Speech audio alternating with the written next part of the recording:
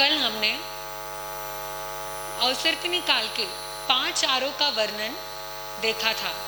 आज हम छठे आरे का वर्णन प्रारंभ करते हैं कि अवसर्पिणी काल का छठा आरा है दुखमा दुखमा। हमने कल देखा था कि 5वें आरे के अंत में आषाढ़ शुक्ला पौर्णिमा के दिन एक भयंकर संवर्तक नाम की वायु चलेगी और उस वायु के चलने से पूरा यह भरत क्षेत्र क्या हो जाएगा, पूरा हाहाकार मच जाएगा। सारे वैताड्य पर्वत, गंगा नदी, सिंधु नदी आदि 5 स्थानों को छोड़कर सारा ही भरत क्षेत्र पूरा बिखर जाएगा, तहस नहस हो जाएगा। तब जो भरत क्षेत्र के देवता होंगे, वह भरत क्षेत्र के देवता उस हाहाकार में से, उस तूफान, उस सुनामी में से कुछ मनुष्यों को उठाकर गंगा नदी और सिंधु नदी के किनारों पर जो बिल है, 8 गंगा नदी और सिंधु नदी के 8 किनारे होंगे और 8 किनारों पर 9 बिल होंगे और उन बिलों पर उस मनुष्य को क्या करेंगे, लेकर जाकर रख देंगे। इस प्रकार से छठे आरे के अंदर कुछ मनुष्य जो 5वें आरे के उस तूफान में से बच गए, उन कुछ मनुष्यों को उठाकर देवता कहाँ रख देंगे, गंगा सिंधु नदी के 8 किनारों पर बिलों में रख देंगे। अब इस दुखमा दुखमा नामक छठे आरे के अंदर यह आरा 21,000 वर्ष का रहेगा, 21,000 ईयर्स का यह छठा आरा रहेगा। इस आरे के अंदर मनुष्यों की अवगाहना लगते आरे 2 हाथ रहेगी, उतरते आरे 1 हाथ रहेगी। मनुष्यों की एज, आयुष्य लगते हुए 20 वर्ष रहेगा और उतरते हुए 16 वर्ष रहेगा। फिर इसी प्रकार से इस आरे के अंदर मनुष्यों का संघयन, सेवार्थ संघयन, एकदम जो हीन, जिसके अंदर कोई ताकत ही नहीं है, एकदम ऐसे ताकतहीन, एकदम जो लो क्वालिटी का संघयन है, वो इस छठे आरे के अंदर सेवार्थ संघयन। वैसे ही हुंडक संस्थान, जो दिखने में एकदम कुरूप है, कोई रूप नहीं, वर्ण नहीं, इस प्रकार से यह हुंडक संस्थान रहेगा। उसके बाद में शरीर में लगते आरे 8 फसलियाँ रहेगी, उतरते आरे 4 फसलियाँ रहेगी। और आहार करने की इच्छा, इस छठे आरे के अंदर मनुष्यों को आहार करने की इच्छा 1 बार नहीं, 2 बार नहीं, 3 बार नहीं, अनगिनत बार होगी। वो कभी भी उनका पेट, कभी भी वो तृप्त होगे ही नहीं, कभी भी उनको भूख लगती ही रहेंगी। इस प्रकार से अनगिनत बार इनको आहार करने की इच्छा होंगी। इस छठे आरे के अंदर जब इनको आहार करने की इच्छा होगी तो वो कौन सा आहार करेंगे, जो गंगा नदी और सिंधु नदी, जिसके अंदर पानी कितना होगा, रथ का जो चक्का होता है वो आधा चक्का डूबे, आधा उसकी गहराई उसके अंदर जाए, वो आधा रथ उसमें डूबे, इतना कम पानी उस गंगा नदी और सिंधु नदी के अंदर रह जाएगा। और उस गंगा नदी और सिंधु नदी के अंदर पानी कम और मत्स्य कच्छ ज्यादा होंगे। उन मत्स्य कच्छ का आहार करते हुए वह छठे आरे के मनुष्य अपने जीवन का यापन करेंगे। फिर और वो भी अत्यंत गर्मी, दिन में सूर्य की अत्यंत गर्मी रहेंगी और रात के अंदर चंद्रमा की अत्यंत शीतलता, ठंडक रहेंगी। तो वो क्या करेंगे, छठे आरे के मनुष्य उस मत्स्य कच्छ को पानी में से निकालेंगे और जमीन के अंदर दिन गाड़ देंगे। दिन भर सूर्य की अग्नि से, सूर्य की किरणों से वह पक जाएंगे मत्स्य और कच्छ, और शाम में ठंडा होने के बाद में उन रेती में से उन मत्स्य कच्छ को निकालेंगे और फिर ऐसे ही खा लेंगे। इस प्रकार का मांसाहार ही जिनका आहार होगा, ऐसे यह छठे आरे के मनुष्य होंगे। मनुष्य ये मत्स्य कच्छ का आहार करेंगे। तिर्यंच कौन सा आहार करेंगे, जो मनुष्य की खोपड़ी होंगी, उस मनुष्य की खोपड़ी में यह छठे आरे के मनुष्य पानी पिएंगे और ये मत्स्य कच्छ का आहार करेंगे, और तिर्यंच इनकी बची हुई हड्डियों को खा करके अपना गुजारा करेंगे। इस प्रकार से इस छठे आरे के अंदर आहार का क्रम इस प्रकार से रहेगा। इस छठे आरे में मिट्टी का स्वाद राख जैसा और राख से भी अत्यंत हीन, और स्पर्श कैसा रहेगा, अति उष्ण एवं शीतल। दिन में अति उष्ण रहेगा और रात के समय में अति शीतल, अति ठंडा रहेगा। अब इस छठे आरे में गति, नरक गति और तिर्यंच गति, यानी जो भी छठे आरे के मनुष्य है वो मरकर या तो नरक गति में जाएंगे या तो तिर्यंच गति में जाएंगे, क्योंकि इस छठे आरे के अंदर कोई भी प्रकार का धर्म नहीं, कोई भी प्रकार का त्याग नहीं, पुण्य नहीं, कुछ भी नहीं रहेगा। इस प्रकार से यह छठा आरा अत्यंत दुखमय रहने वाला है। जब ये छठा आरा शुरू होगा, हमने देखा संवर्तक नाम की वायु चलेगी 5वां आरा एंड होने के बाद में, तो सबसे पहले क्या होगा? सबसे पहले अवसर्पिणी काल का छठा आरा लगने पर यह 7 प्रकार की वर्षा होगी। यानी इस 5वें आरे में तो हरियाली रहेंगे, फूल फल आदि रहेंगे, लेकिन जैसे ही यह छठा आरा स्टार्ट होगा वैसे ही 7 प्रकार की वर्षा होगी। धूल की, पत्थर, अग्नि, क्षार, जहर, मल, बिजली, इस प्रकार से यह 7 प्रकार की वर्षा छठे आरे के स्टार्टिंग में होगी। और जब छठा आरा लग जाएगा तब वैताड्य पर्वत के दक्षिण और उत्तर भाग में गंगा सिंधु नदी के 8 किनारों पर 9 बिल, 8 किनारे और 9 बिल, इस प्रकार 72 बिलों में यह छठे आरे के मनुष्य रहेंगे। इस छठे आरे के अंदर 6 वर्ष की स्त्री बहुत से संतानों को जन्म देंगे। इनकी कुल आयु कितनी है? कुल आयु ही 20 वर्ष है। लगते हुए 20 वर्ष है और उतरते हुए 16 वर्ष। तो जैसे कि इनकी पूरी ही आयु 20 वर्ष और 16 वर्ष है, तो इसीलिए सिर्फ 6 वर्ष की स्त्री, 6 वर्ष की कन्या ही क्या करेंगी? इस छठे आरे के अंदर बहुत से संतानों को, शुकर की भांति बहुत से संतानों को जन्म देंगी। इस प्रकार का यह छठा आरा होगा। इस काल के मनुष्य दीन, हीन, दुर्बल, दुर्गंधपूर्ण, रुग्ण, अपवित्र, नग्न, आचार विचार से रहित, संस्कारहीन, मर्यादाहीन, महाक्लेशकारी और धर्म पुण्य से हीन होंगे। इस छठे आरे के अंदर धर्म नहीं, संस्कार नहीं, कोई प्रकार की मर्यादा नहीं। इस प्रकार से यह छठा आरा रहेगा। हम जैसे सुनते हैं ना, आदि मानव, हमने साइंस में पढ़ा था, अर्ली मैन, आदि मानव, आदि मानव के जैसे इनका जीवन होगा। बस जो मच्छ कच्छ को खाना, अत्यंत क्लेशकारी, कोई भी प्रकार का संस्कार नहीं, इस प्रकार से ये छठे आरे के मनुष्य रहेंगे। सूर्य अत्यंत तापमय और चंद्रमा अत्यंत शीतल होगा। दिन में सूर्य की इतनी गर्मी रहेगी, इतनी गर्मी रहेगी कि वो मनुष्य अपने बिलों के बाहर ही नहीं आ पाएंगे। इसलिए वो दिन भर अपने बिलों के अंदर ही रहेंगे। और जब सूर्य थोड़ा ढल जाएगा, शाम का समय, सूर्यास्त के समय, वो बाहर निकलेंगे आहार करने के लिए। जो मच्छ कच्छ उन्होंने गाड़ कर रखे थे रेती के अंदर, उसको निकालेंगे, उसको खाएंगे, पिएंगे और वापस ज़्यादा ठंड पड़ने से पहले अपने बिलों के अंदर वापस चले जाएंगे।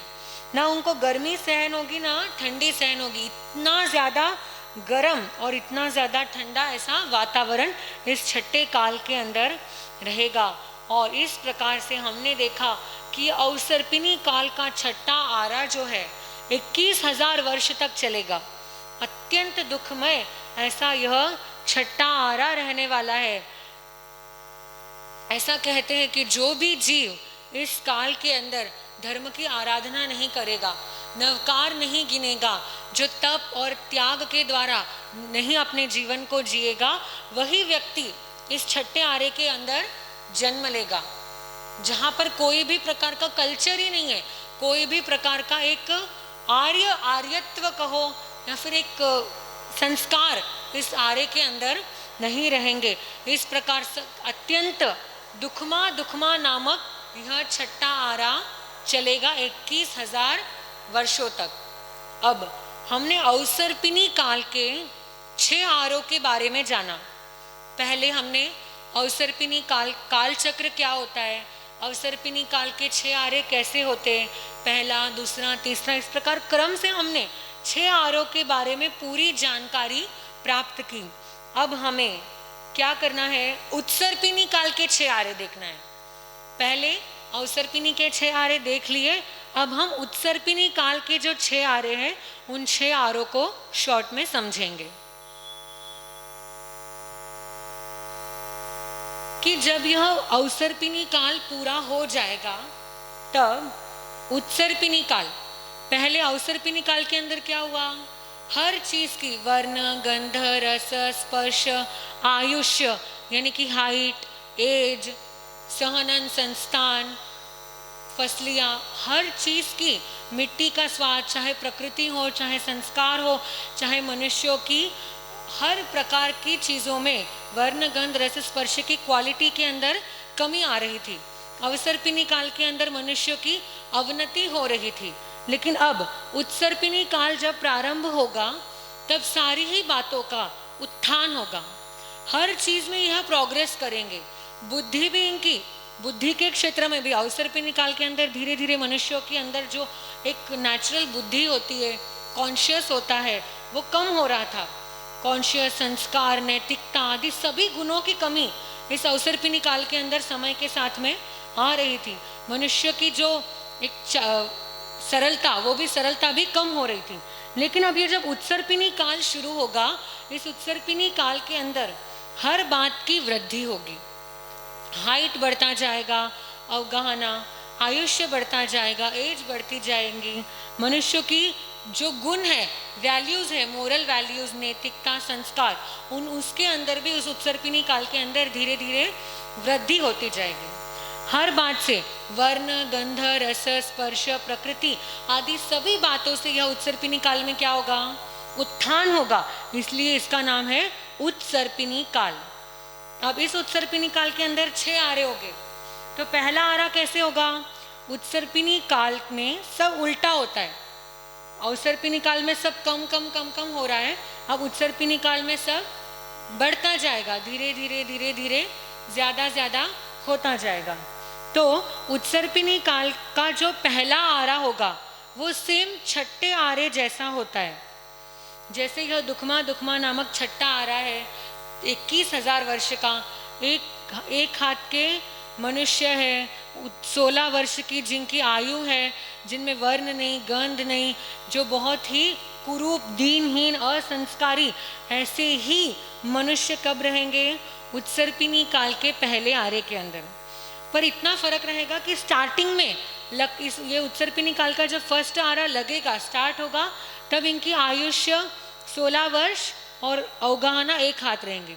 लेकिन जैसे ही ये छठा आरा समाप्ति की ओर आगे बढ़ेगा, इनमें वृद्धि होती जाएंगी, तो इनकी आयुष्य 20 वर्ष हो जाएंगी और अवगाहना 2 हाथ की हो जाएगी। इस प्रकार से यह उत्सर्पिणी काल का पहला आरा दुखी दुखी में, दुख दुख में ही पूरा हो जाएगा। और जैसे ही उत्सर्पिणी काल का दूसरा दुखमा दुखमा नामक आरा पूरा होगा, वैसे ही उत्सर्पिणी काल का दूसरा आरा स्टार्ट होगा। किस दिन स्टार्ट होगा, श्रावण शुक्ला एकादशी, सावन सुदी एकम के दिन यह दूसरा आरा प्रारंभ होगा। और जिस दिन यह दूसरा आरा स्टार्ट होगा, उसी दिन से बरसात, बारिश शुरू हो जाएंगी। किस चीज की बारिश होंगी, सबसे पहले पुष्कर नामक मेघ बरसेंगे। यह पुष्कर नामक मेघ 7 दिनों तक लगातार बरसते रहेंगे। और यह पुष्कर नामक मेघ बरसने से जो धरती की उष्णता थी, जो धरती के अंदर गर्मी थी, क्योंकि छठा आरा कब से चल रहा है, अवसर्पिणी काल के 21,000 और उत्सर्पिणी काल के पहले आरे के 21,000, इस प्रकार से 42,000 वर्ष तक यह भूमि कैसी थी, अत्यंत उष्ण, अत्यंत रुक्ष, अत्यंत विषैली, ऐसी यह भूमि हो गई थी। लेकिन अब ये उत्सर्पिणी काल है, यहाँ पर इसको प्रोग्रेस करना है, तो सबसे पहले क्या करना होगा, भूमि को, वातावरण सबसे पहले भूमि, वातावरण शुद्ध होगा। तो इस उत्सर्पिणी काल का जैसे ही सावन सुदी एकम दूसरा आरा प्रारंभ होगा, वैसे ही पुष्कर नामक मेघ 7 दिन तक लगातार दिन रात बरसेंगे और धरती की उष्णता कम हो जाएगी। धरती के अंदर जो हीटनेस है, वो हीटनेस खत्म हो जाएंगे और एक अत्यंत शीतलता, ठंडक धरती के अंदर, भूमि के अंदर आ जाएंगे। और उसके बाद में 7 दिन तक कुछ नहीं होगा। 7 दिन पुष्कर नामक मेघ बरसे और उसके बाद 7 दिन कुछ नहीं हुआ, और फिर वापस 7 दिन क्षीर नामक मेघ बरसेंगे। क्षीर नामक मेघ जो बरसेंगे वह दूध के जैसे बरसात होंगी, जिससे क्या होगा, धरती की, भूमि की सारी दुर्गंध दूर हो जाएंगी। दुर्गंध क्यों है? क्योंकि 42,000 वर्ष तक ये जो बिलों में रहने वाले मनुष्य थे, यह मांसाहार कर रहे थे, मच्छ, कच्छ आदि इतने, वो भी कच्चे ही गंदी गंदी चीजें खा रहे थे, तो उसकी दुर्गंध सारी इस यहाँ पर फैली हुई होती है। इसलिए जब क्षीर नामक मेघ 7 दिन रात लगातार बरसेंगे, तब इस धरती की सारी दुर्गंध दूर हो जाएगी। फिर उसके बाद में 7 दिनों तक वापस कुछ नहीं होगा, कोई भी प्रकार की बरसात नहीं होगी, और वापस से घृत नामक मेघ बरसेंगे, जो घी के समान रहेंगे, जिसका पानी चिकना रहेगा, जिसके पानी एकदम स्निग्धता को लिए हुए रहेगा। इस प्रकार 7 दिन रात तक घृत नामक मेघ बरसेंगे, जिससे भूमि के अंदर एक स्निग्धता, जो 42,000 वर्षों में जो रुक्षता आ गई थी, वह रुक्षता खत्म होकर स्निग्धता वहां पर आ जाएगी। और फिर 7 दिनों तक, फिर उसके बाद में घृत नामक मेघ बरसने के बाद लगातार उसके बाद 7 दिनों तक अमृत नामक मेघ बरसेंगे, और इस अमृत नामक मेघ के कारण भूमि के अंदर 24 प्रकार के धान्य अंकुरित होंगे। हमें जो भी हम खाते, चावल, गेहूं, बाजरा आदि, इस प्रकार से 24 प्रकार के धान्यों की उत्पत्ति इस अमृत नामक मेघ के कारण से होगी।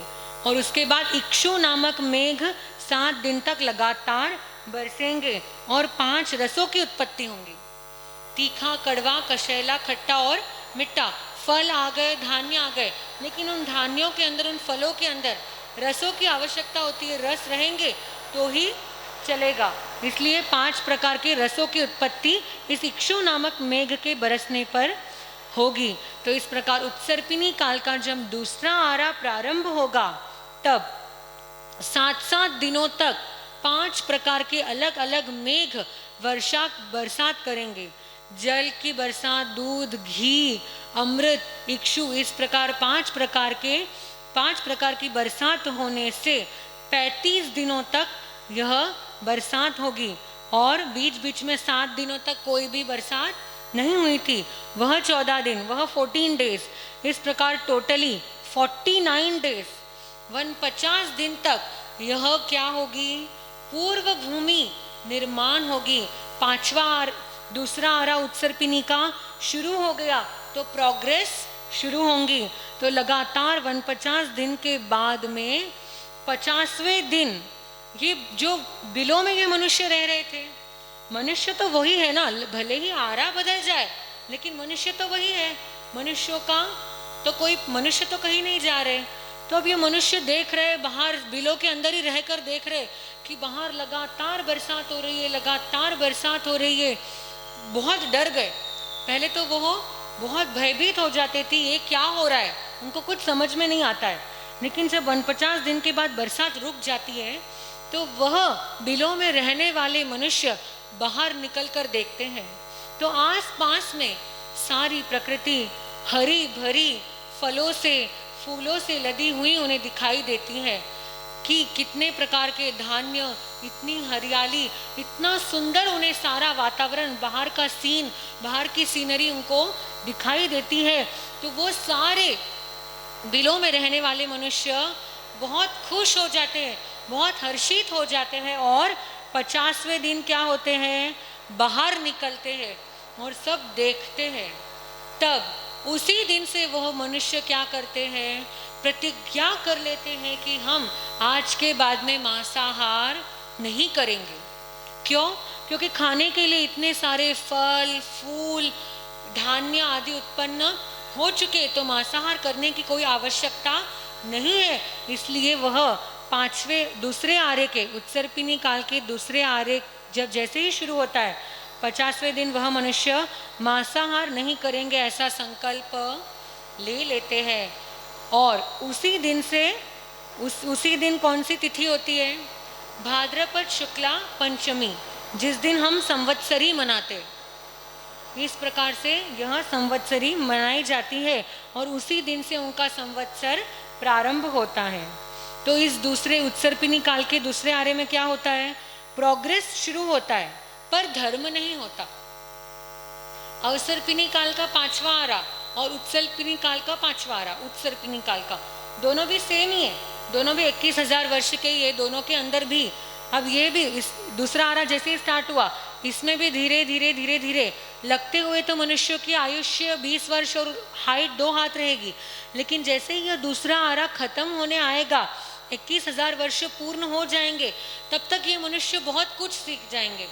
रहना सहना, अपना आप कार्य कैसे करना, कैसे अग्नि को उत्पन्न करना आदि कई सारी बातें यह मनुष्य सीख जाएंगे। लेकिन फिर भी यहाँ पर धर्म नहीं होगा, यह डिफरेंस रहेगा।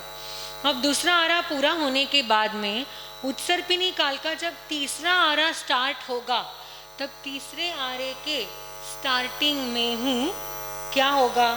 पहले तीर्थंकर होते हैं, पहले तीर्थंकर होते हैं और धर्म की आदि होती है। धर्म, तीर्थंकर, चतुर्विध संघ की स्थापना, साधु साध्वी आदि जो भी होगा, जिन शासन का प्रारंभ, वो इस तीसरे आरे के अंदर होगा। अवसर्पिणी का चौथा आरा और यह उत्सर्पिणी का तीसरा आरा समान रहेगा। इस उत्सर्पिणी के तीसरे आरे के अंदर भी कितने तीर्थंकर होंगे? 23 तीर्थंकर होंगे। 9 बलदेव, 9 वासुदेव, चक्रवर्ती, प्रतिवासुदेव आदि 63 श्लाघनीय पुरुष सभी इस तीसरे आरे के अंदर होते हैं, उत्सर्पिणी काल के तीसरे आरे में। अब जो आने वाला उत्सर्पिणी काल है, उस उत्सर्पिणी काल के पहले तीर्थंकर कौन बनेंगे? पता है आपको? नहीं, जो श्रेणिक राजा का जीव है, जो अभी नरक गति में गया हुआ है, वह श्रेणिक राजा का जीव आने वाली उत्सर्पिणी काल में प्रथम तीर्थंकर बनेंगे और वो ही इस उत्सर्पिणी काल में धर्म की आदि करने वाले रहेंगे। और इस प्रकार उत्सर्पिणी काल का तीसरा आरा पूरा होगा और जब उत्सर्पिणी काल का चौथा आरा स्टार्ट होगा, चौथे आरे के 3 वर्ष 8 महीने बीतने पर शुरुआत में जो 24वें तीर्थंकर होंगे वह जन्म लेंगे। पर यह जो 24वें तीर्थंकर होंगे, इनका आयुष्य ऋषभदेव भगवान के समान होगा। अभी हम उल्टे जा रहे हैं ना, तो यहाँ पर जो तीसरे आरे में पहले तीर्थंकर होंगे, इनकी हाइट, इनकी आयुष्य सब भगवान महावीर के समान रहेंगे। 7 हाथ की हाइट रहेंगी, आयुष्य 70-72 वर्ष की रहेंगी। इस प्रकार भगवान महावीर के समान ये पहले तीर्थंकर रहेंगे और 24वें तीर्थंकर जो रहेंगे वो भगवान ऋषभदेव के समान। सेम 84 लाख पूर्व की उनकी आयुष्य रहेगी, 500 धनुष्य की अवगाहना रहेगी। इस प्रकार उत्सर्पिणी काल के चौथे आरे में वह 24वें तीर्थंकर होंगे और जैसे ही 24वें तीर्थंकर मोक्ष में चले जाएंगे, वैसे ही थोड़े काल तक उनका शासन चलेगा। 84 लाख पूर्व के बाद 1 करोड़ पूर्व तक, मतलब कुल मिलाकर चौथे आरे के शुरुआत के 1 करोड़ पूर्व तक धर्म रहेगा, शासन रहेगा, चतुर्विध संघ रहेगा, कर्म भूमि रहेंगी, कल्प वृक्ष रहेंगे।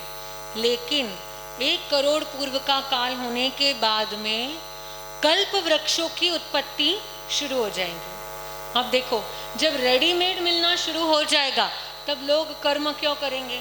तब लोग मेहनत क्यों करेंगे? जब कल्प वृक्ष की उत्पत्ति शुरू हो जाएंगी, जो भी उनको मनवांछित चीजें, जो भी उनको जीवन उपयोगी साधन रहेंगे, वो कल्प वृक्ष से मांगने पर मिल जाएंगे। तो सारे मनुष्य कर्म करना छोड़ देंगे और बादर अग्नि का विच्छेद हो जाएगा और यह अकर्म भूमि चौथे आरे के 1 करोड़ पूर्व होने के बाद कर्म भूमि में परिवर्तित हो जाएगी। मनुष्य भी युगल रूप में जन्म लेना शुरू कर देंगे। धीरे धीरे वैसे ही युगलिक धर्म जो पहले अवसर्पिणी काल के पहले, दूसरे, तीसरे आरे में था, वैसे ही युगल धर्म की स्थापना इस उत्सर्पिणी काल के चौथे आरे में शुरुआत के 1 करोड़ पूर्व के बाद में धीरे धीरे शुरू हो जाएगी। लोग अस्सी मसी कृषि करना छोड़ देंगे और कल्प वृक्ष से अपने जीवन का निर्वाह प्रारंभ कर देंगे। और जब एक बात होती है कि जब मनुष्य को सुखी सुख मिलता है, सुखी सुख मिलता है, तब वो धर्म से भी दूर हो जाता है और धीरे धीरे अपने आप ही धर्म का भी विच्छेद हो जाएगा। अपने आप ही धर्म विलुप्त समय के साथ हो जाएगा और मनुष्य अपने अपने जीवन का यापन युगलिक धर्म के अनुसार करना प्रारंभ कर देंगे। इस प्रकार से यह उत्सर्पिणी काल का चौथा आरा पूर्ण होने के बाद जो पांचवा आरा और छठा आरा लगेगा वह कैसे रहेगा? वह अवसर्पिणी काल के पहले और दूसरे आरे के समान। हाइट मतलब देखो अवसर्पिणी काल में क्या हो रहा था कि जो पहले की पीढ़ी थी उस पहले की पीढ़ी से दूसरी अगली पीढ़ी के अंदर हर बात से कमी आ रही थी, चाहे वो अवगाहना हो, आयुष्य हो, बुद्धि हो, विवेक हो, नैतिकता हो, संस्कार हो, वर्ण गंध रस स्पर्श, शरीर की ताकत, हर चीज जैसे जैसे आगे आगे पीढ़ी बढ़ रही थी, आगे आगे हेरिडिटी पास हो रही थी, वैसे वैसे क्वालिटी कम हो रही थी, डेट्रॉइट हो रही थी। लेकिन इस उत्सर्पिणी काल में क्या होगा? दादाजी अगर 500 धनुष्य है तो उनकी 10 पीढ़ी बाद 15 पीढ़ी बाद हाइट बढ़ जाएंगी, आयुष्य बढ़ जाएगा, ताकत बढ़ जाएगी, हर चीज की क्वालिटी बढ़ती चली जाएंगी। तो इस प्रकार से इस उत्सर्पिणी काल का पांचवा और छठा आरा अवसर्पिणी के पहले दूसरे आरे जैसा होगा, जहाँ पर मनुष्य की हाइट 2 पल्योपम 3 पल्योपम हाइट 2 कोस 3 कोस हो जाएंगे और अवगाहना आयुष्य 2 पल्योपम 3 पल्योपम हो जाएगा। मनुष्य की आहार करने की इच्छा भी धीरे धीरे कम हो जाएगी, शरीर की ताकत बढ़ जाएंगी, शरीर की सुंदरता बढ़ जाएंगी, बाहर की प्रकृति, वर्ण गंध रस स्पर्श, हर चीज की क्वालिटी उत्तम से उत्तम, अच्छी से अच्छी होती जाएगी। इस प्रकार से उत्सर्पिणी काल के 6 आरे। अब जैसे ये उत्सर्पिणी काल के 6 आरे छठा आरे तक चलेगा और वापस से वही क्रम अवसर्पिणी का प्रारंभ होगा। तो इस प्रकार से यह अवसर्पिणी काल और उत्सर्पिणी काल अनंत अनंत काल से अनंत काल चक्र हो गए हैं। एक अवसर्पिणी और एक उत्सर्पिणी काल जब होता है तब एक काल चक्र होता है।